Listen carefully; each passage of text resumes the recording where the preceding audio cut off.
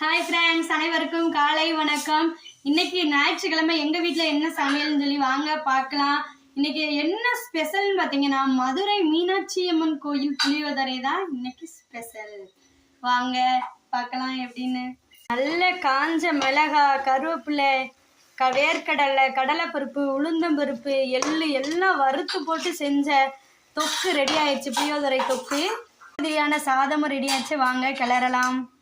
மதுரை மீனாட்சி அம்மன் கோயிலுக்கு வெளியில வாசல்ல பாத்தீங்கன்னா 10 ரூபா ஒரு பொட்டணம் விற்பாங்க. அவ்வளோ டேஸ்டா அருமையா இருக்கும். நீங்க போகலன்னு சொன்னாங்கன்னா போனீங்கன்னா ட்ரை பண்ணி பாருங்க.